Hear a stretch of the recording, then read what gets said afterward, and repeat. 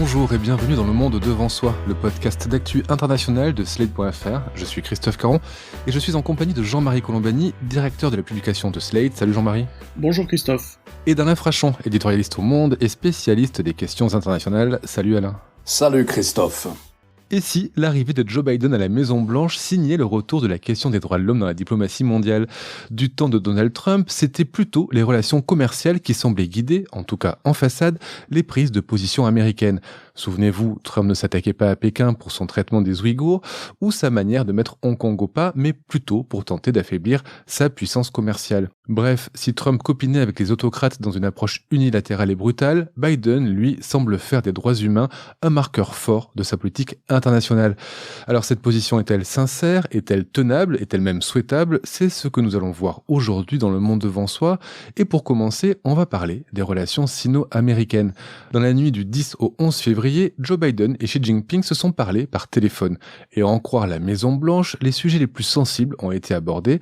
Pouvez-vous nous dire, Alain, ce qu'ils se sont dit pendant ce coup de fil qui a duré près de 2 heures? Alors j'imagine qu'il faut enlever le temps de la traduction, naturellement, puisque Xi Jinping ne parle pas anglais et que Biden ne parle pas chinois.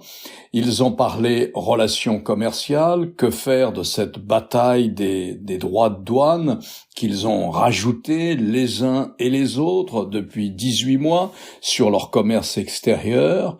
Que faire des conflits stratégiques, c'est-à-dire de la situation en mer de Chine du Sud, plus à l'est de la situation autour des îles japonaises contestées, que les Chinois considèrent comme chinoises.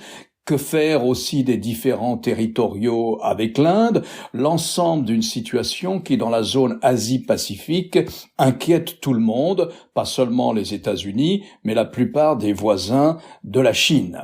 J'imagine ce qu'a dit la Maison-Blanche, que faire au chapitre des droits de l'homme, puisque la situation à Hong Kong a été évoquée. Alors elle peut l'être, puisque d'une certaine façon, il s'agit d'un traité international qui gérerait la situation de Hong Kong à l'intérieur de la souveraineté chinoise, donc c'est un problème de politique étrangère. Mais quelle est la situation faite aux Ouïghours? Quelle est la situation faite au Tibet? Toutes ces questions-là, naturellement, qui ont une répercussion sur les relations entre la Chine et les États-Unis et au-delà, ont été abordées par les deux présidents. Mais comment ça se passe pratiquement quand on dit que ces questions sont abordées? Biden évoque le sujet des Ouïghours et de Hong Kong, et Xi Jinping évite poliment, ou est-ce qu'il y a vraiment une explication qui se forme? Il y a plusieurs façons de le faire, racontent les diplomates. La plus simple, c'est de dire, Monsieur le Président chinois, cher Xi Jinping, moi j'ai une opinion publique. Est très sensible à ce qui se passe à Hong Kong, est très sensible à ce qui se passe aussi au Xinjiang, la minorité musulmane ouïghour, est très sensible à ce qui se passe au Tibet. Et ils y sont tellement sensibles que cela m'empêche d'avoir une relation plus avancée, plus poussée avec vous. Donc, parlons-en, que se passe-t-il ici? Que pouvez-vous nous dire? Quelles garanties pouvez-vous nous donner, publiquement ou en privé? Voilà comment ce type de question peut être abordé. Ou alors, de manière beaucoup plus directe, nous considérons que ce comportement est contraire à la Charte des Nations Unies, à laquelle vous êtes signataire, et je sais que vous êtes très attaché au multilatéralisme, c'est-à-dire à la coopération entre États au sein de l'ONU. Nous avons fait, nous, un pas, nous sommes revenus dans les organisations des Nations Unies que mon prédécesseur avait cru bon de quitter. Nous allons être un partenaire actif au sein des Nations Unies, mais il faut que vous fassiez des gestes sur tous les différends que nous avons en ce qui concerne, par exemple, les droits de l'homme. Donc ça peut être plus ou moins direct, mais enfin, en général, les choses sont dites. Est-ce que ça marche de mettre de la pression à Pékin sur la question des droits humains, Jean-Marie? Parce que j'ai l'impression qu'on le fait depuis des années, de manière plus ou moins appuyée, mais que ça n'a pas vraiment d'effet. Comme le disait Alain, ça a du sens vis-à-vis de sa propre opinion publique, parce que l'opinion publique en question ne comprendrait pas qu'on reste silencieux. Mais c'est vrai que vis-à-vis de la Chine, c'est de peu d'effets. Rappelez-vous aussi la visite du président chinois à Paris. Il y avait eu des manifestations pro-Tibet, pour alerter sur la situation au Tibet, ça avait provoqué un incident diplomatique entre la France et la Chine, et donc sans que les choses puissent évoluer sur place. Donc là, c'est un peu la même chose. Le cas le plus flagrant, c'est Hong Kong, évidemment, où la Chine ne respecte pas un traité international signé au vu et au su de tout le monde, et la situation des Ouïghours est évidemment absolument dramatique. Et Joe Biden, pendant la campagne électorale, avait eu d'ailleurs des mots très durs sur la situation, sur la politique chinoise dans ce domaine. Mais comme on le rappelait, je crois, lors de nos rencontres précédentes, il y a plusieurs niveaux en matière de diplomatie. On considère qu'il y a un niveau stratégique où on peut parler des intérêts respectifs des uns et des autres, et de ce qui met en jeu, en gros, la sécurité mondiale. Et puis, il y a d'autres niveaux, et à ces autres niveaux, on peut trouver, en effet, la case droits de l'homme. C'est absolument indispensable de le faire, parce qu'il ne faut jamais ne pas soulever ce type de questions, mais c'est évidemment, vis-à-vis de la Chine, d'assez peu d'effet, d'autant que la Chine, elle est dans un parcours qui est un parcours où elle spécule au fond, où elle attend et elle espère le déclin américain, où elle espère évidemment prendre le leadership après le déclin américain, et où il y a évidemment confrontation entre les valeurs qui sont les valeurs du régime chinois, surtout avec Xi Jinping, et puis les valeurs que l'Occident, entre guillemets, au sens large du terme, défend à travers notamment les Nations Unies ou d'autres instances multilatérales. Et donc, l'espoir de la Chine est qu'un jour se substitueront les propres valeurs des Chinois et du régime chinois, qui sont à certains égards, notamment en matière de liberté, aux antipodes de ce que nous sommes. Donc il y a cette espèce de gigantesque confrontation qui s'amorce entre deux systèmes de valeurs, et donc il ne faut pas attendre de la Chine qu'elle se plie à notre vision des choses. Alors que c'est un espoir ou une chimère, je ne sais pas comment dire, qui a été longtemps entretenue dans nos pays, qui consistait à dire, avec l'apparition et le développement des classes moyennes chinoises, viendront des aspirations à la liberté, viendront des aspirations à plus de démocratie. Et on disait, moi je me souviens de l'époque où c'était Deng Xiaoping qui gouvernait, et on disait, après Deng Xiaoping, il faudra attendre peut-être 30 ou 40 ans, mais il y aura ce glissement vers la démocratie. Et il y avait d'ailleurs des aspirations en Chine à cette démocratie. Il faut se souvenir de Tiananmen en 1989, qui a quand même donné un coup d'arrêt à tout cela. Et aujourd'hui, on a quelqu'un qui réhabilite, à vrai dire, le mode d'exercice du pouvoir de Mao Tse-tung. Et donc, c'est dans ce paysage-là qu'il faut considérer les choses. Vous avez parlé de deux visions qui s'affrontent, celle des partisans des droits humains et l'autre.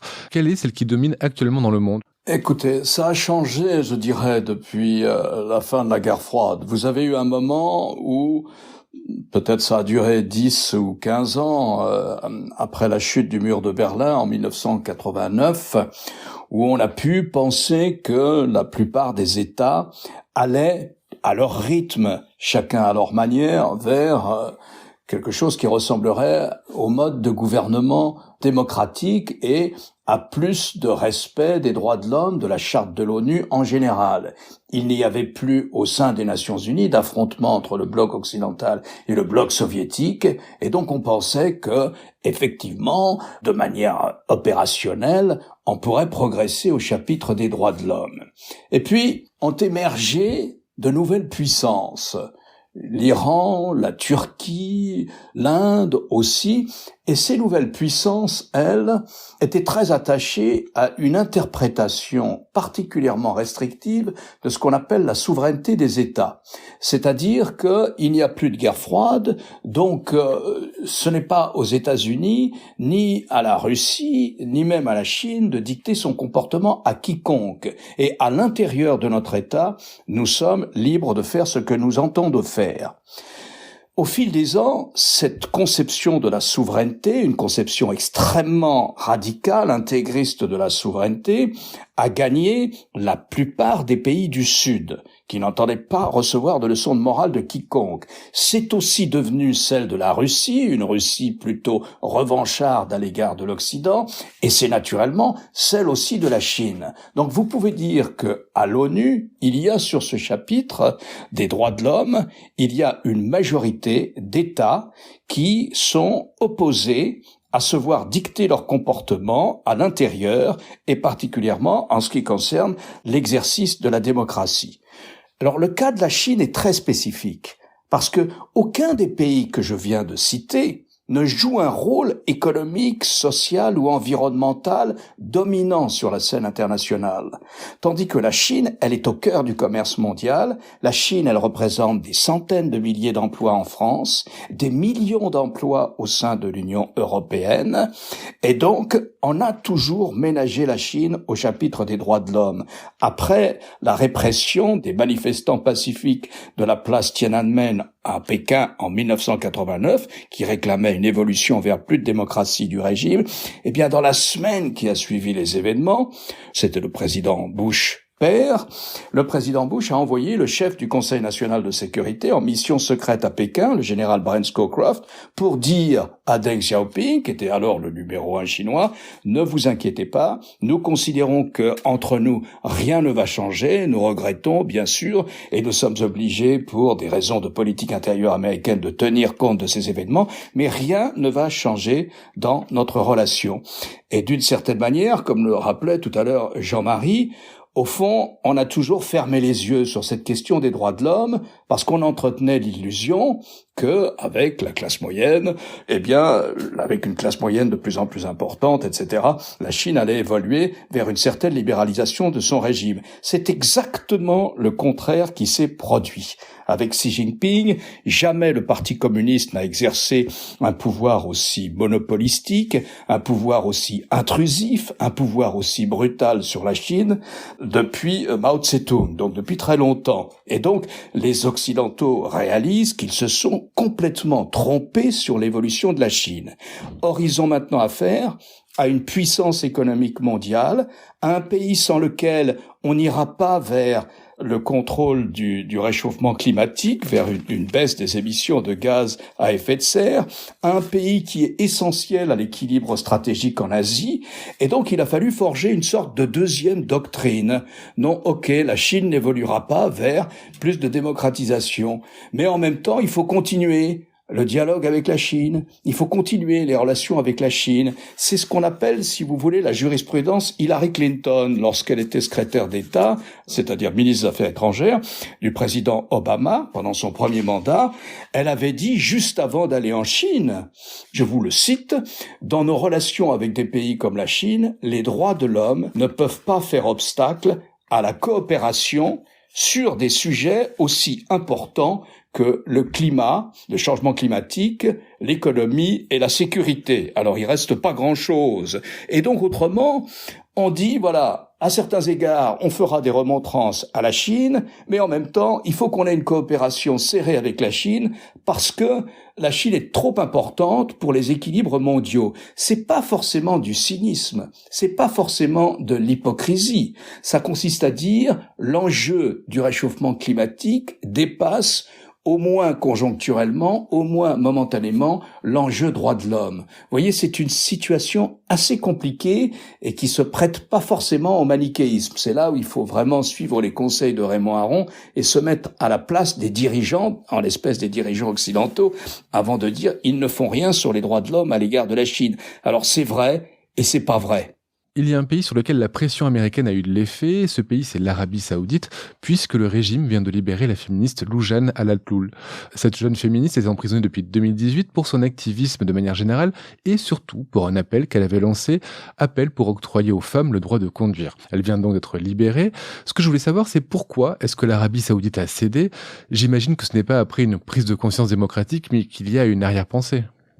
Oh ben, l'arrière-pensée est simple, elle est d'accueillir en quelque sorte Joe Biden, puisque le changement de politique est évident entre Trump et Biden, ce n'est évidemment pas du tout la même chose, et donc c'est un geste au fond de la part de l'Arabie Saoudite de bonne volonté vis-à-vis de Biden, qui a commencé à exercer une pression non négligeable puisqu'il a évoqué la guerre au Yémen, qui est livrée où l'Arabie Saoudite est partie prenante de cette guerre et où les États-Unis ont menacé d'interrompre les livraisons d'armes à l'Arabie Saoudite, armes qui sont engagées dans ce conflit. Et donc c'est une pression non négligeable qui est exercée sur l'Arabie Saoudite. Et en plus, il faut avoir en tête aussi que Joe Biden a promis ou a évoqué l'idée de revenir à l'accord nucléaire avec l'Iran. Or, le front principal pour l'Arabie Saoudite, c'est l'Iran. Et donc, on a là un cas de figure où il est de l'intérêt de l'Arabie Saoudite d'essayer de complaire davantage aux États-Unis d'Amérique plutôt que d'être frontalement écarté par Joe Biden. Donc je pense que cette libération s'inscrit tout à fait dans ce type de raisonnement. Évidemment, c'est probablement insuffisant parce que d'autres personnalités qui sont en prison en Arabie Saoudite et parce que il y a une sorte de passé sinistre de ce régime avec l'assassinat du journaliste qui était aussi correspondant du Washington Post. Alain, sur l'Arabie Saoudite et ce choix politique de libérer cette jeune féministe? Elle a déjà passé 3 ans en prison et où elle a été maltraitée. Ses parents ont pu la voir l'an dernier et elle avait été tabassée. Et donc, elle a été traitée particulièrement durement en prison, à en croire le témoignage, et il n'y a aucune raison de penser qu'il mente, de ses parents, de son père et de sa mère. Voilà, c'est un changement conjoncturel. L'Arabie Saoudite est une situation assez curieuse, c'est-à-dire que c'est vrai qu'il y a des pas par l'homme fort d'Arabie Saoudite, qui est le prince héritier, Mohammed Ben Salman, MBS, comme on l'appelle. C'est vrai qu'il y a des pas vers une libéralisation. C'est vrai que les jeunes ont le droit d'écouter de la musique. C'est vrai que les cinémas ont été rouverts. C'est vrai que les femmes ont maintenant le droit de conduire, ce que réclamait Loujain, par exemple. Sauf que MBS ne supporte pas l'idée que tout ne vienne pas de lui. Il faut que ce soit lui qui conduise cette libéralisation. Les Saoudiens n'ont pas leur mot à dire et des mouvements comme celui des femmes qui avaient réclamé, avant même qu'il ne prenne lui-même cette mesure, qui avaient réclamé le droit de conduire. C'est pour ça qu'elle est en prison. Elle est en prison pour avoir osé réclamer quelque chose que seul lui s'estime en droit d'accorder aux Saoudiens. Donc voilà un peu la situation. Elle nous intéresse aussi en ce qui concerne la tentative de Joe Biden d'essayer de renouer avec l'Iran, de renouer un dialogue avec l'Iran et de remettre en marche ou de remettre en route l'accord sur le contrôle du programme nucléaire iranien. L'Iran est un bon exemple en matière de droits de l'homme. Les sanctions qui ont été prises contre l'Iran par l'administration Trump, par exemple, ont été quelque chose d'extraordinairement pervers ou malsain, si vous voulez. Trump, en général, n'était pas préoccupé par les droits de l'homme.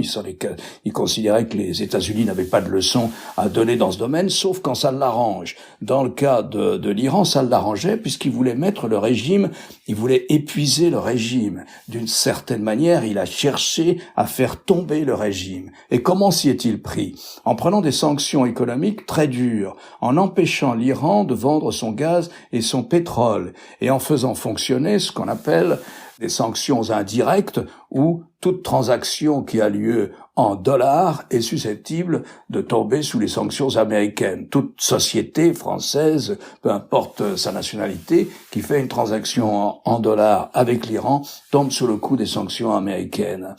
Il a essayé véritablement de faire descendre les Iraniens dans la rue parce qu'ils avaient faim, parce qu'il n'y avait plus de travail et parce que l'économie était en miettes. C'est quand même extraordinairement pervers, malsain ou cruel, dans la mesure où le régime iranien est un régime qui n'hésite pas à tirer sur des manifestants dans la rue. Ces sanctions ont échoué. Elles n'ont pas ébranlé la République islamique. Elles l'ont sans doute affaiblie à l'intérieur, mais elles ne l'ont pas ébranlée. Et c'est toute la question que posent les sanctions. Vous abordez la question des droits de l'homme tout à l'heure en disant mais on a l'impression qu'on en parle tout le temps mais ça n'a pas d'effet. C'est comme si toutes nos réactions, à nous occidentaux, toutes nos réactions relevaient de la figure de rhétorique. Alors si on veut sortir de la figure de rhétorique, on entre dans la question des sanctions. Il y a plusieurs types de sanctions, mais le bilan des sanctions n'est pas évident. Quelquefois, les sanctions ont abouti, elles ont forcé l'Afrique du Sud à abandonner le régime d'apartheid. Dans le cas de l'Iran, elles n'ont abouti à rien, sinon à mettre au pouvoir les plus durs du régime islamique. Mais prenez un autre exemple, qui est Cuba. Cuba est sous un embargo américain que Obama avait levé, mais que Trump a remis. Sous un embargo américain depuis les années 60. Mais ça n'a fait que conforter le régime de Fidel Castro. Ça n'a fait que conforter le régime en place, qui du coup s'est mis à développer des filières de trafic de drogue, des filières particulières avec l'Union soviétique à l'époque, etc. Donc le maniement des sanctions est très difficile. Il suffit pas d'accuser les Occidentaux d'avoir des positions hypocrites parce que relevant simplement du discours ou de la rhétorique en matière des droits de l'homme. Il faut imaginer un autre type de sanctions. C'est d'ailleurs ce que proposent les amis du russe Andreï Navalny en disant il faut des sanctions beaucoup plus ciblées, non pas sur la population. Et vous pouvez dire que vous sanctionnez la population chinoise, par exemple, si vous n'allez pas aux Jeux Olympiques d'hiver l'année prochaine, non pas sur les populations, mais sur des dirigeants nommément désignés, donc qui peuvent voir leurs avoirs à l'étranger saisis et qui peuvent, pire encore souvent pour eux, parce qu'ils appartiennent à l'élite politique de leur pays, se voir totalement interdits de voyager. Voilà, c'est pas facile d'imaginer une action plus concrète pour aller plus avant en matière de droits de l'homme sur la scène internationale. Alors vous parlez d'actions concrètes et on va parler maintenant d'une action symbolique. Anthony Blinken, le secrétaire d'État américain, a expliqué dans un communiqué que Biden avait donné instruction au département d'État de s'impliquer immédiatement et avec force dans le Conseil des droits de l'homme des Nations Unies. Ce conseil est assez décrié en raison de la présence de certains pays qui y siègent, qui ne sont pas réputés pour être des modèles en la matière des droits humains. Est-ce que vous pouvez, Jean-Marie, nous rappeler ce qu'est ce conseil et pourquoi les États-Unis l'avaient quitté ?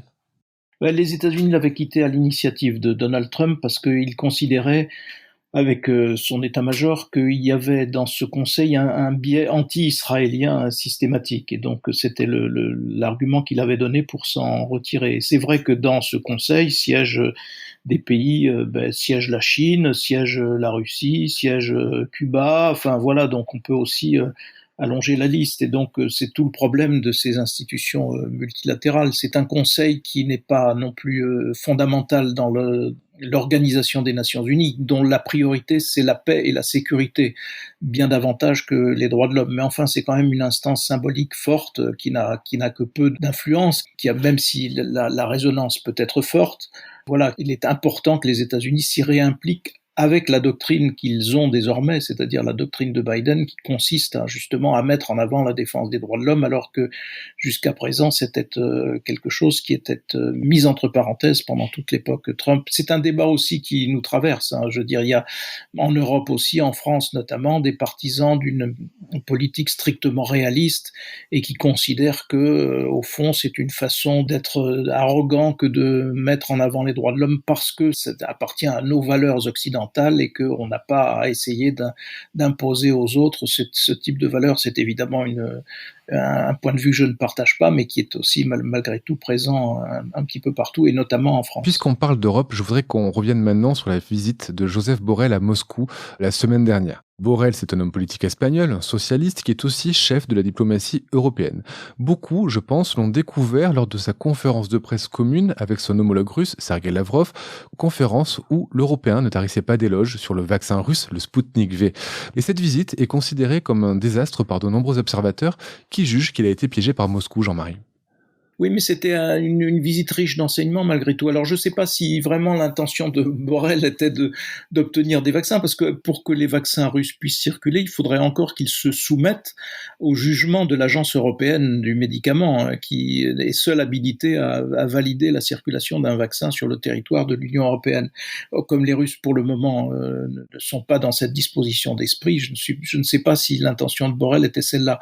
Mais c'est une visite qui est riche d'une leçon essentielle, parce qu'au fond, ce que Borrell avait demandé, c'était de rencontrer Navalny.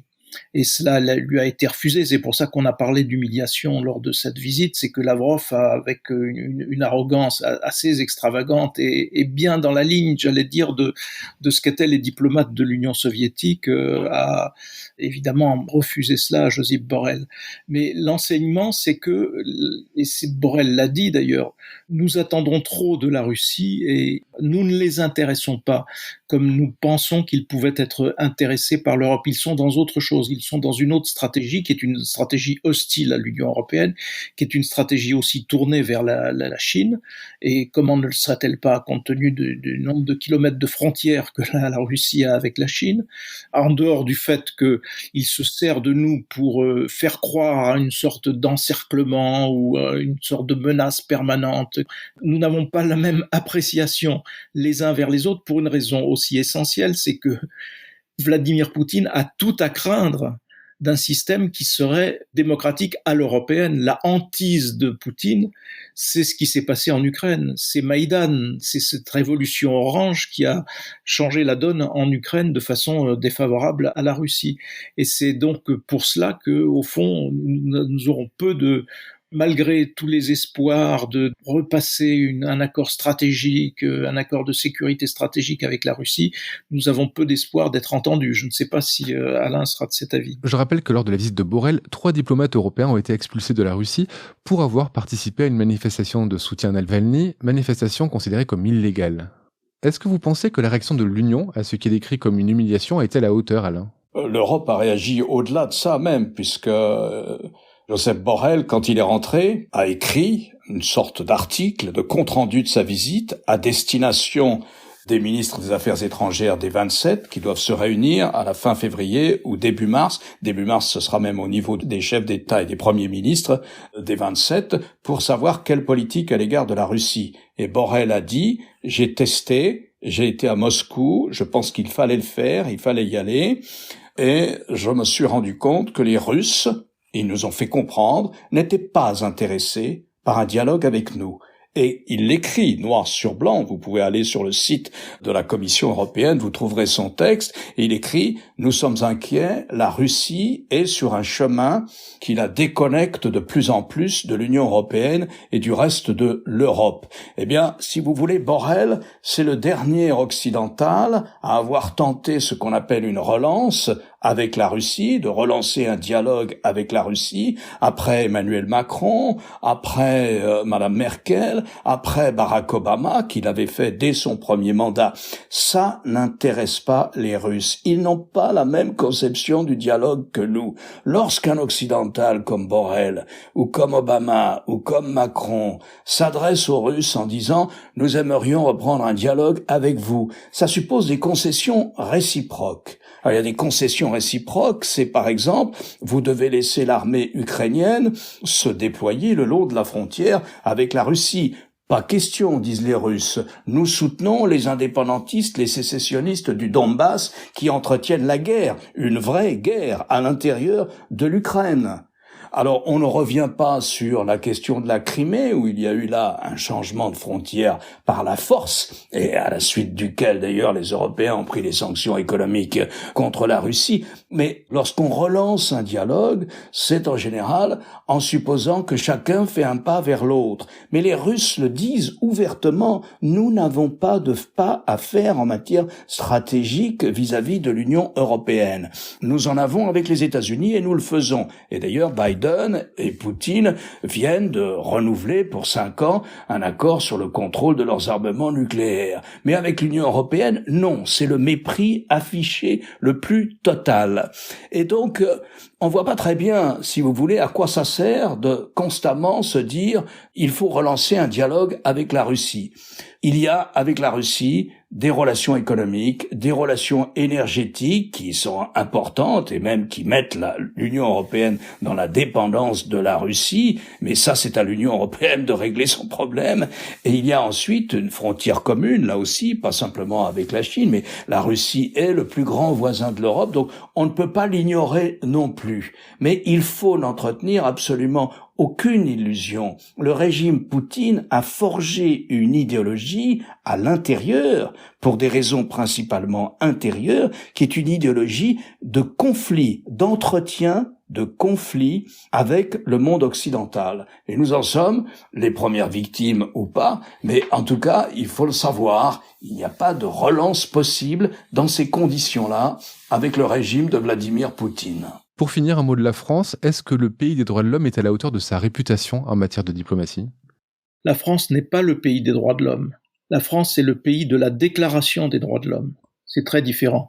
C'est ce que rappelle toujours Robert Badinter en disant, on se gargarise toujours, on se paye de mots en France en disant nous sommes le pays des droits de l'homme. Non, nous sommes le pays de la déclaration des droits de l'homme. C'est tout à fait différent. D'ailleurs, il arrive à la France d'être condamné par les instances qui sont au niveau européen vigilantes sur les droits de l'homme. Mais la diplomatie française, en règle générale, met quand même les droits de l'homme en avant. Et en tout cas, si elle ne le fait pas, il y a le plus souvent une pression de l'opinion pour qu'elle le fasse. Et de ce point de vue-là, on a tous été marqués, j'imagine, par la visite de François Mitterrand à Moscou en 1984, où il avait, à la surprise générale, à la surprise d'abord des dirigeants soviétiques, évoqué publiquement le sort d'Andreï Sakharov, le nom d'Andreï Sakharov, et ça avait suscité beaucoup de commentaires et beaucoup d'émotions en Russie. Ça d'ailleurs avait été aussitôt censuré en Russie, en Union soviétique.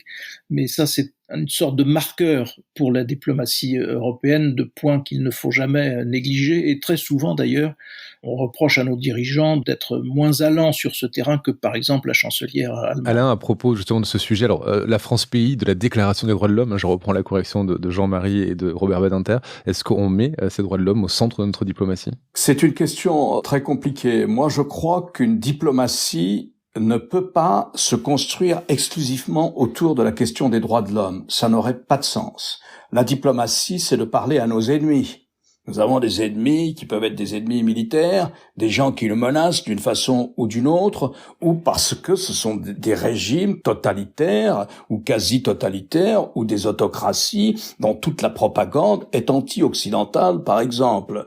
Donc, il faut parler à nos ennemis. Le métier des diplomates, c'est de parler avec des gens qui ne pensent pas comme nous, dans tous les sujets, à tous les égards. On peut pas dire que la diplomatie doit s'ancrer autour de cette question des droits de l'homme.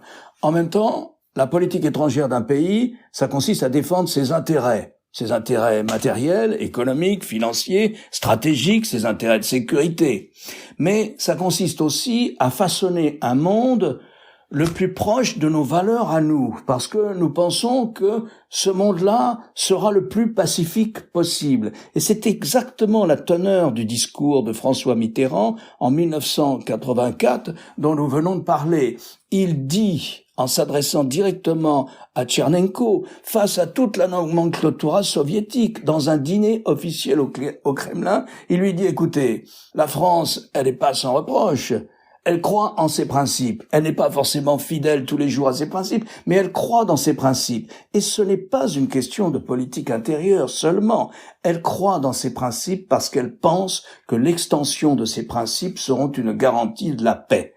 Donc, une politique étrangère ne peut pas se fonder uniquement sur la question des droits de l'homme, puisqu'elle consiste pour un pays à défendre ses intérêts matériels, de sécurité et ses intérêts politiques, mais elle ne peut pas l'exclure non plus, dans le cas d'une diplomatie occidentale, par exemple, parce que nous pensons, à tort ou à raison, en étant infidèles, comme le dit Biden, comme l'a très bien dit Biden, avec beaucoup d'humilité, nous sommes constamment infidèles à nos principes. Il n'empêche, nous souhaitons les défendre parce que nous pensons qu'ils feront un monde plus sûr.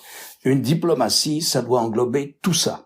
Merci Alain, je renvoie les auditeurs qui sont intéressés par la question des droits humains à votre dernière chronique dans Le Monde qui s'appelle « La question des droits de l'homme ne peut être rangée dans un tiroir classé humanitaire ». C'est en ligne depuis hier sur le site du Monde. Jean-Marie, je rappelle que vous avez votre émission chaque jeudi sur France 24, l'émission qui s'appelle Politique. Merci messieurs pour ce tour du monde des droits de l'homme. On se retrouve la semaine prochaine pour un nouvel épisode du Monde devant soi. Merci Christophe. Merci Christophe. Vous venez d'écouter Le Monde devant soi, un podcast Slate.fr à retrouver tous les samedis matins sur Slate.fr ou sur votre application de podcast préférée.